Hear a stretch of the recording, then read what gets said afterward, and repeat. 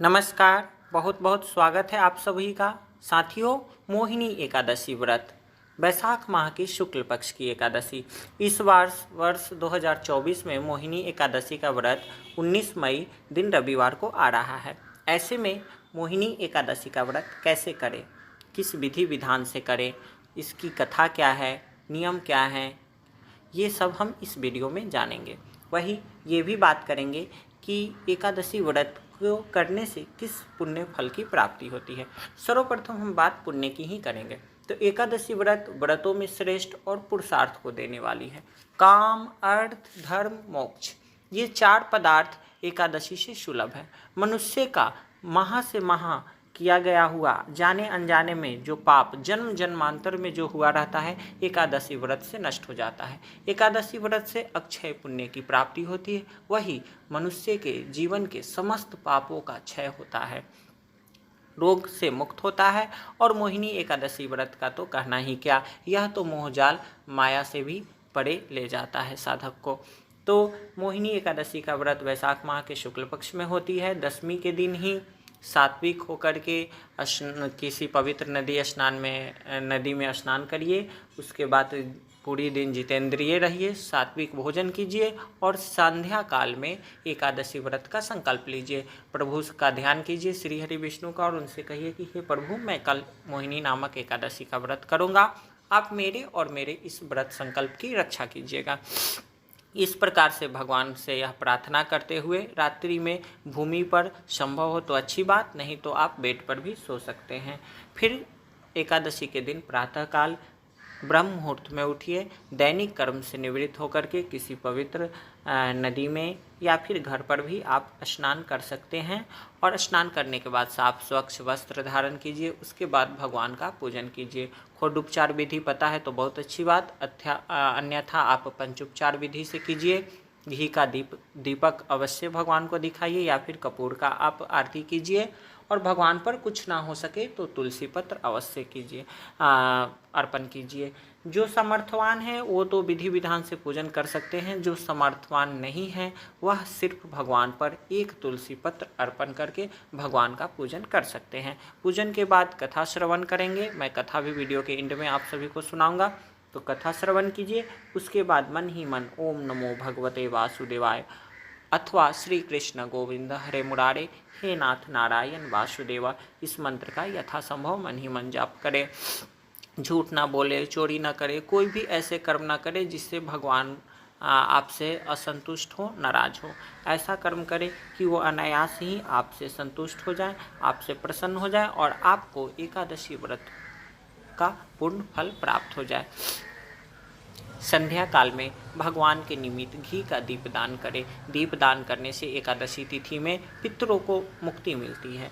पितृ तृप्त होकर के मोक्ष की ओर अग्रसर होते हैं। तो ऐसे में पितरों के कल्याण के लिए एकादशी के दिन सायं काल में भगवान विष्णु के नाम का दीपदान करें। हो सके तो घर में सुख शांति समृद्धि के लिए तुलसी माता के नीचे भी घी का दीपदान आपको करना चाहिए। रात्रि में जागरण करनी चाहिए। गीत आदि से भगवान को प्रसन्न करना चाहिए। भजन कीर्तन करें। कुछ भी ना हो सके तो आजकल तो यूट्यूब पर भी भागवत कथा आप सुन सकते हैं, या फिर आप गीता जी का पाठ कीजिए, रामचरितमानस का पाठ कीजिए, या फिर आप भागवत महापुराण की भी पाठ कर सकते हैं अपने सामर्थ्य अनुसार। चलिए मैं अब एकादशी व्रत की कथा आपको सुनाता हूँ, मोहिनी एकादशी व्रत का। मोहिनी एकादशी व्रत की कथा शास्त्रों में इस प्रकार से आती है। सरस्वती नदी के रमणीय तट पर भद्रावती नाम की सुंदर नगरी है। वहाँ द्युतिमान नामक राजा, जो चंद्रवंश में उत्पन्न और सत्य प्रतिज्ञ थे, राज्य करते थे। उसी नगर में एक वैश्य रहता था जो धन धान्य से परिपूर्ण समृद्धिशाली था। उसका नाम था धनपाल। वह सदा पुण्य कर्म में ही लगा रहता था। दूसरों के लिए प्याऊ, कुआं, मठ, बगीचा, पोखरा और घर बनवाया किया करता था। भगवान विष्णु की भक्ति में उसका हार्दिक अनुराग था। उसके 5 पुत्र थे, सुमना, धुतिमान, मेधावी, सुकृत तथा धृष्टबुद्धि। धृष्टबुद्धि 5वां था। वह सदा बड़े बड़े पापों में संलग्न रहता था।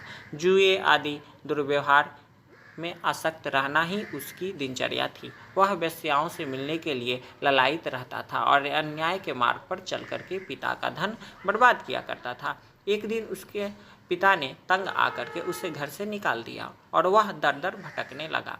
इसी प्रकार भटकते हुए भूख प्यास से व्याकुल हो वह महर्षि कौंडिन्य के आश्रम जा पहुंचा। शौक के भार से पीड़ित और मुनिवर कौंडिन्य के पास गया और हाथ जोड़कर बोला, ब्राह्मण द्विज श्रेष्ठ, मुझ पर दया करिए। कोई ऐसा व्रत उपाय बताइए जिसके पुण्य के प्रभाव से मेरी मुक्ति हो जाए। कौंडिन्य बोले, वैशाख माह के शुक्ल पक्ष की मोहिनी नाम के प्रसिद्ध एकादशी का व्रत करो।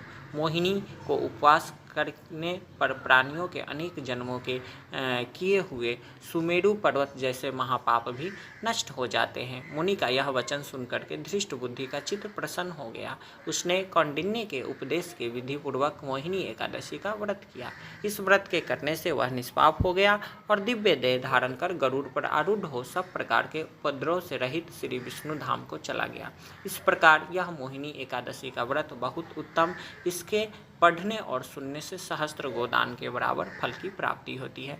मोहिनी एकादशी का व्रत व्रतों में श्रेष्ठ पुरुषार्थ को तो देने वाली ही है, साथ में इसकी कथा श्रवण करने से अथवा दूसरे को सुनाने से सहस्त्रों गोदान यानी कि 1000 गोदान के बराबर फल मिलता है।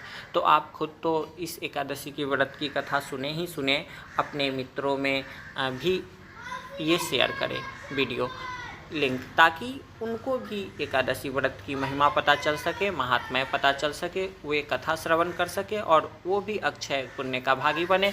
और जब उनको पुण्य प्राप्त होगा तो उनका किया हुआ पुण्य आपको भी प्राप्त होगा। ऐसे में खुद भी कथा सुनिए, दूसरों को भी सुनाइए। हमारा यह वीडियो और जानकारी एकादशी से रिलेटेड पसंद आया हो तो आप वीडियो को लाइक कीजिए, चैनल पर पहली बार आए हैं तो सब्सक्राइब कीजिए और किसी भी प्रकार का कोई प्रश्न हो तो हमसे अवश्य पूछ लीजिए। तब तक के लिए इतना ही। नमस्कार, धन्यवाद।